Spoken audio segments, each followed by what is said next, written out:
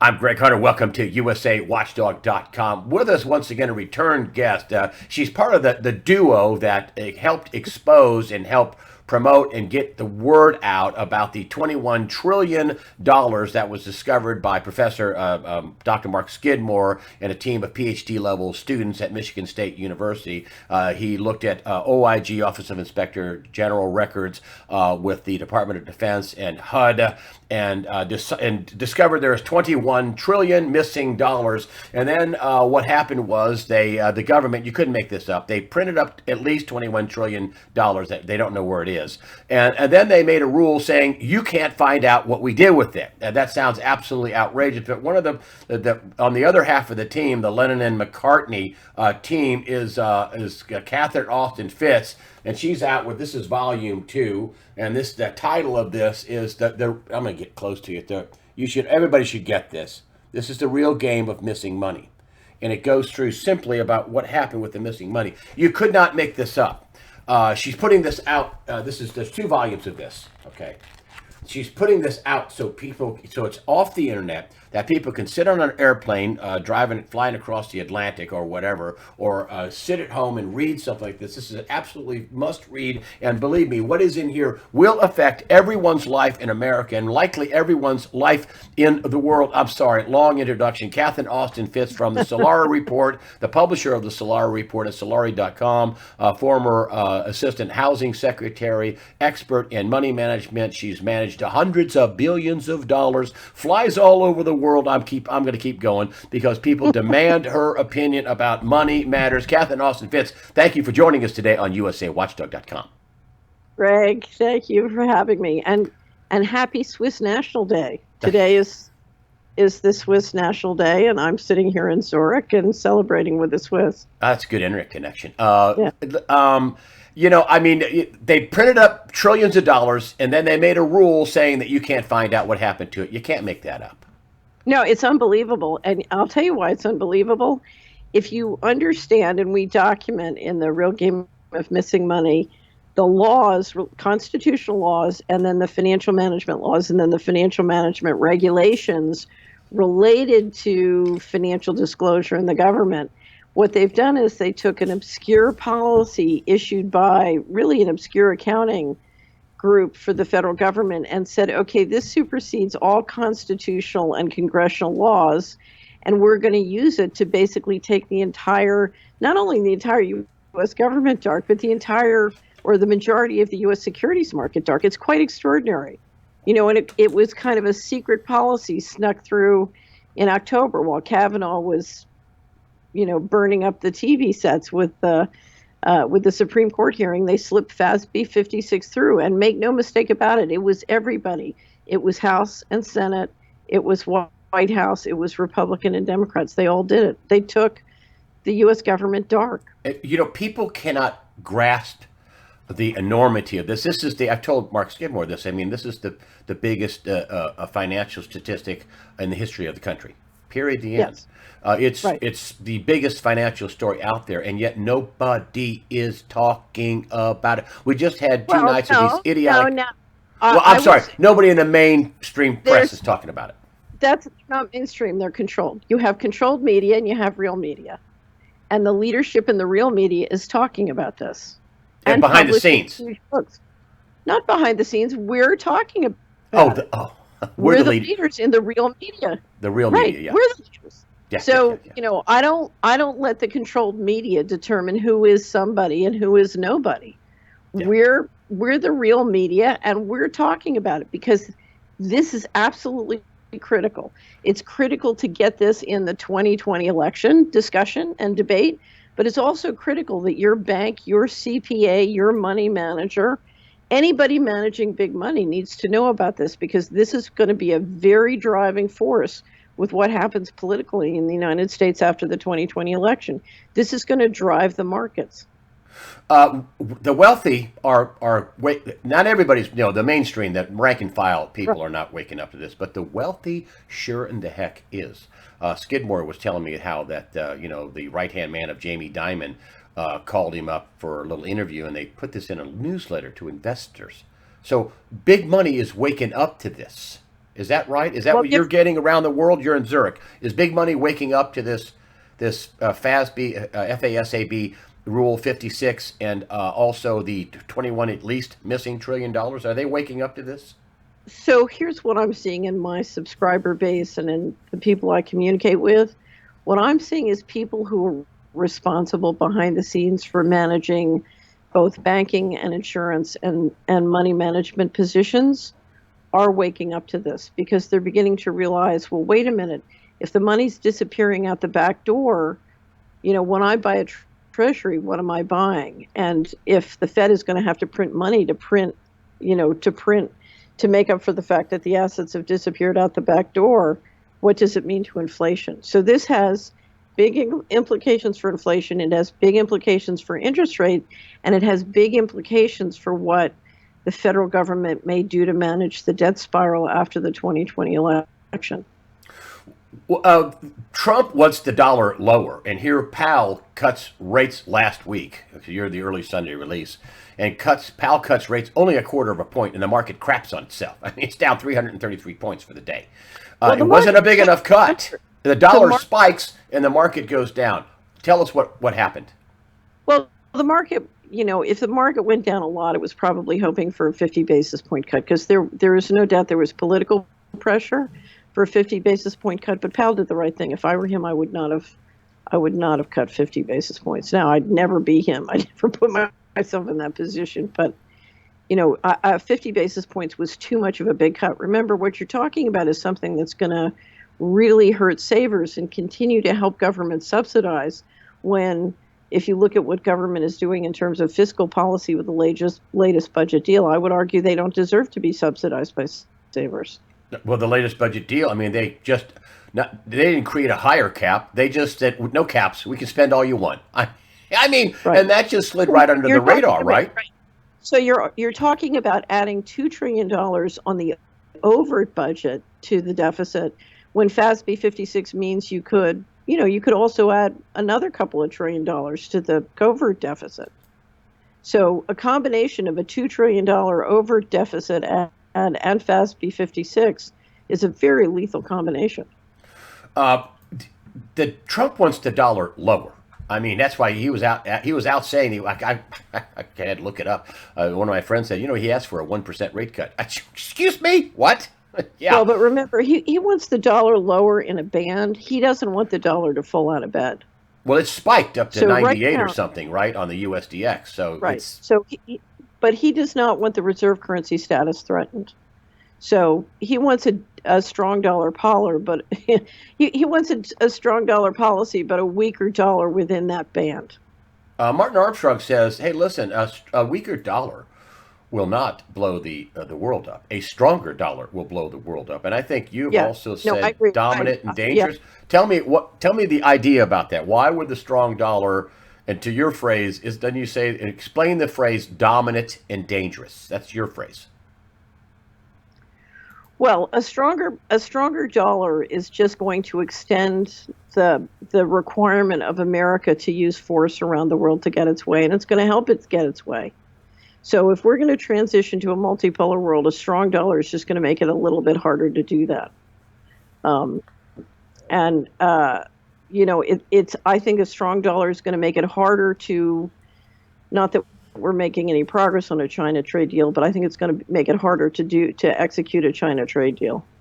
So, if you're Trump right now, you've lost money on the trade negotiations, because if you look at what you're losing in terms of agricultural sales and the amount of money that you have to pay the farmers, you're out probably $5 to $10 billion so far. And if you get a strong dollar, it's going to be harder to make those kinds of sales. China is, they just took over the fourth largest bank in China. It failed. They bailed it out, took it over, whatever. The second largest bank in China is apparently in trouble. Deutsche Bank is, hovering below $8 a share, where Charles Denner said, it goes below $8 a share, worry. If it goes below 640, it's going to crash. But you got some weak banks around the world, big ones and weak ones. What say you about the possibility that somebody's going to zig when they should have zagged in the banking world, and the whole thing could come down? Is that a possibility? Well, I'm not as worried about the European banks as, I've heard other people be on your show.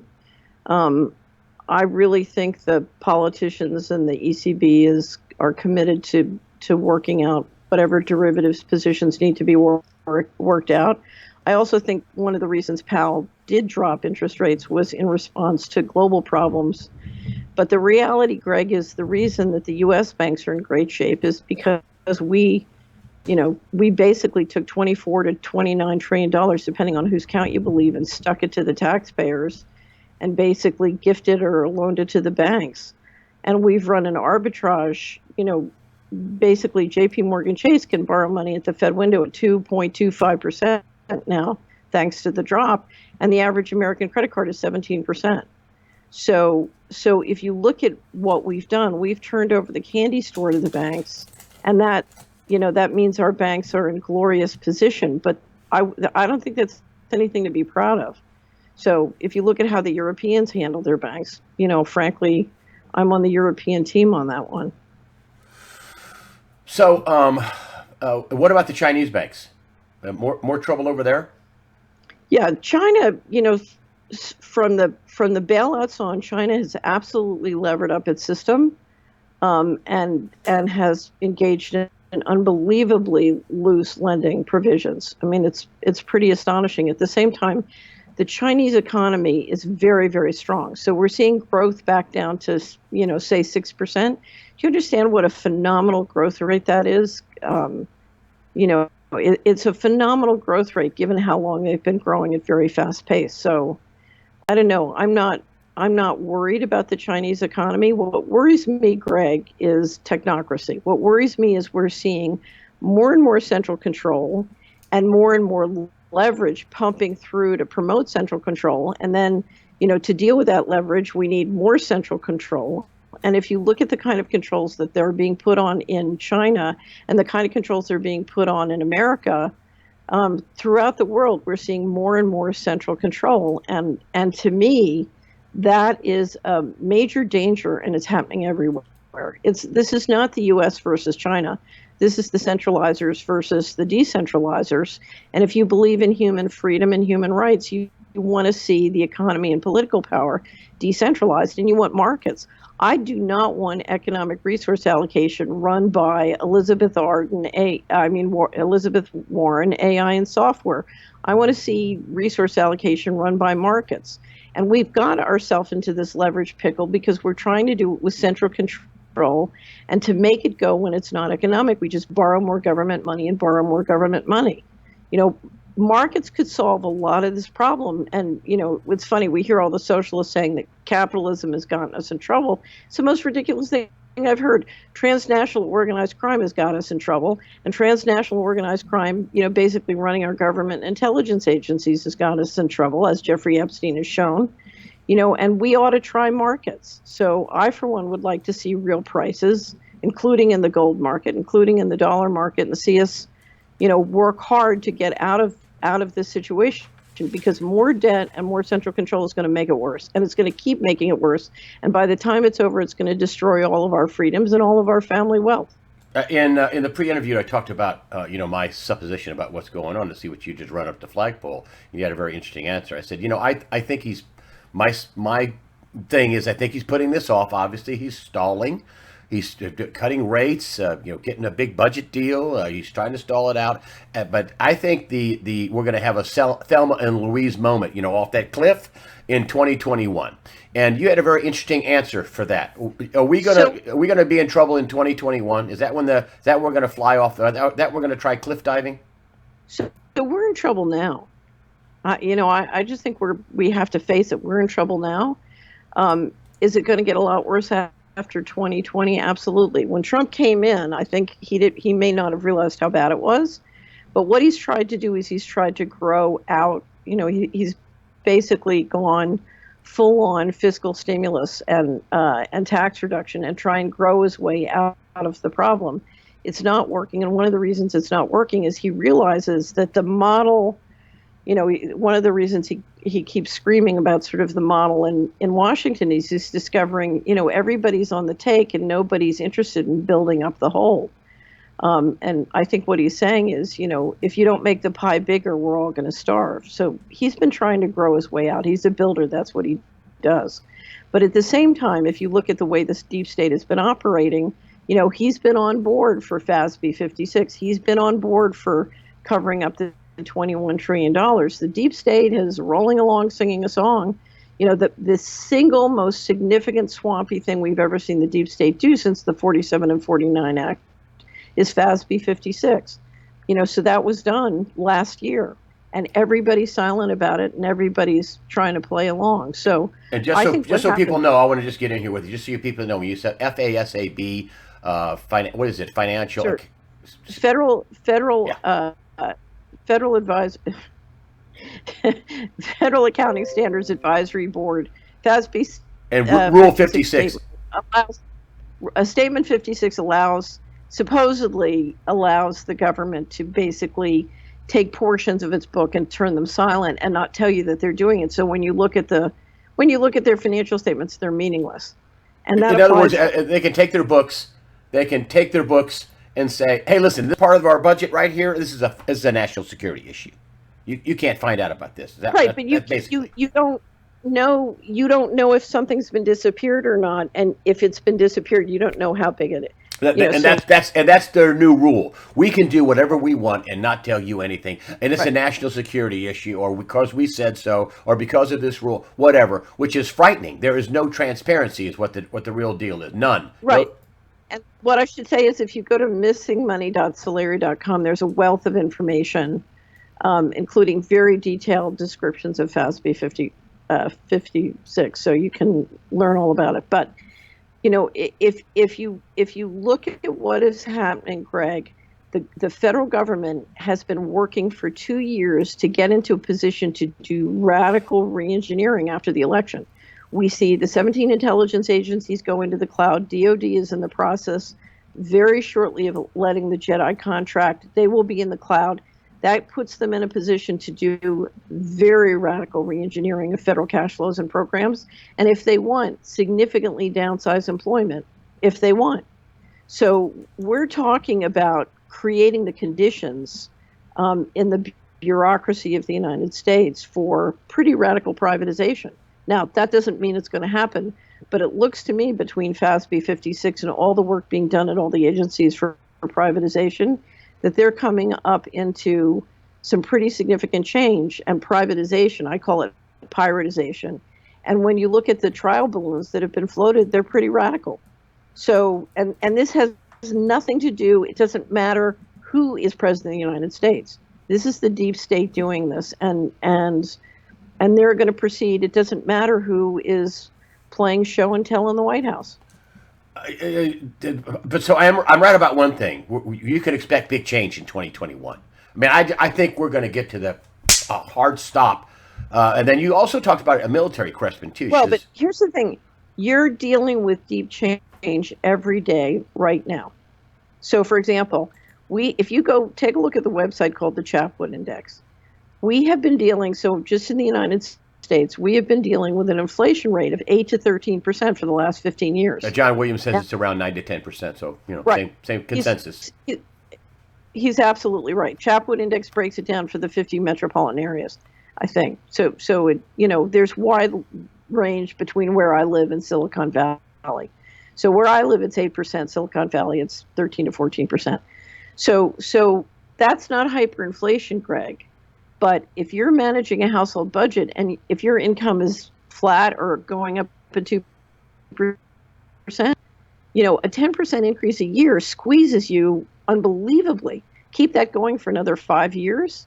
So, I live in a county. I live in a poor rural county. In 2000, we started providing land in the county seat so people could do sales of their possessions out of the back of their cars because they didn't have yard sales. If you don't have a yard, you can't have a yard sale. So you think the inflation, the big question for everybody coming up is got to be inflation. I mean, Peter Schiff was just out talking about the budget. He says if people knew what was going on, you'd be buying gold hand over fist. If they understood what was going on, you'd be buying gold hand over fist. But go ahead. Yeah. So let me talk about the risk. The number one risk you have is well, I shouldn't say number one. I'm just going to talk about the significant risk. One risk you have is inflation. The second risk you have is the cost of capital arbitrage. I've said before, the big banks can borrow at 2.25%. The average credit card is 17%. Now, if you have a business that's paying 17% cost of capital and you're up against competitors that are paying 2% cost of capital, how long do you think it's going to be until they can take all your market share away and hire all your employees? So you're fighting a cost of capital headwind that's very significant. The next thing is healthcare. The healthcare system is becoming more and more controlled. We're seeing a move to try and mandate vaccines and other healthcare treatments. We're seeing parents lose control of their children if they don't, do exactly what the doctors say. So we're in danger of losing our health freedoms. Let me keep going. The number one thing you have to worry about in terms of cost is cost of food. But it's not just the cost, it's the quality. Congress just canceled the meat labeling provisions, so you can't know what country your meat's coming from. How do you feel about lab-grown meat from China getting into your food supply? Oh my gosh, that can happen. If you don't have labeling, if why did Congress cancel the labeling requirements just as we see major push to get investors financing lab-grown meat and quote-unquote clean food? We're talking about food with synthetic pieces and particles in it. To me, it's the most Frankenstein scary thing going. But let me keep going. To keep the dollar going as a reserve currency, the United States and its allies feel they need to control on the Silk Road. The chances of war continue to rise, and we see Trump putting on economic sanctions all around the world, and the tensions are absolutely rising. I said whether or not we could keep the reserve currency and how long we could keep it is a military question, but the dangers are rising because there's no way the United States can win a land war in Iran. So the question is, what's going to happen? And the tensions there are very, very significant. So war is another possibility. Finally, to me, my biggest concern is what I call technocracy, because we're now in a world, Greg, where the U.S. government can require me to pay taxes and can sell Treasury securities in my pension fund and then provide absolutely no disclosure and keep everything secret. But they can pay a world of corporate contractors to do invasive surveillance technology, which basically can do surveillance on me and track me 24/7. And that data is all going to corporate contractors. And you got to believe it's, they're using it to sort of steal my business away from me. So whether it's surveillance capitalism, whether it's inflation, whether it's the cost of capital arbitrage, whether it's technocracy, the whole fundamentals of human freedom and markets is going the wrong way. My fear about after the election, my big fear is what did they not steal when they stole the 21 trillion or whatever the number was during I call it the financial coup d'etat. The one thing they couldn't get is the land and real estate. And if you look at what is happening to the farmers right now, and if you look at the trial balloons being floated about privatization and what happens after the election, what do you think they're going after? My concern is they're going after the land and the real estate. I don't know if you ever read the details of the first proposal on AOC's new Green Deal, but all of this climate change, is basically teeing up central control of land and real estate. Agenda 21. Yep, exactly. You got it. Agenda 21. You're going to live in a box, and we're going to take your farm ground, and you get to live in this. This is a beautiful storage container we made into an apartment. Right. Right. So. And it's very interesting. If you look at all the complaints in Asia about what China is doing, and you look at all the complaints in the European Union about what the EU is doing, and then you look at all of the complaints about regulation in the United States, what you realize? It's the same push for central control, and it comes through different, it's different in the Chinese one-party system, and it's different in the EU, and but it's the same thing. And the one thing they found that will sell, because they like to make it fashionable, so lab-grown meat is clean food, so they like to make it fashionable. Yeah, but beyond meat, change, right? Climate change. Everybody cares about the environment. And so they found the way they're going to sell technocracy is climate change. And if you look at some of the rules that are being proposed in the Congress, In regulation, if you look at the ESG investors, what they're proposing climate change. And I'll tell you something that's funny. It's great because I travel a lot and I fly a lot and I fly all over the world. And I have subscribers all over the world. And you know what's amazing? No matter where I go, no matter where I fly, I always look out of the window, and I look at the land and I look, and you know what you see? You see the land is full of the whole planet is full of empty land, number one. But number two, whether you're in Hawaii, whether you're in Thailand, whether you're in Florida, you know what everybody says? The sea levels haven't gone up an inch since I've lived here, and I've been living here 20 or 30 years. It's amazing. It's just amazing. Oh, Catherine Austin Fitz, stay tuned right there. I'm doing something different now. This is going to be the end of part one, and we're going to start part two in just a second. So hang on. Okay. Let me come back here. Get over here. Come on. So for you folks out there, listen, I'm not going to make you wait till tomorrow, whatever. I'm cutting this down because it's kind of a Google thing. I get more views, and it may play up higher and things like that. So part two is coming up immediately right after this video. You can find it on there. Stand by. Part two coming up.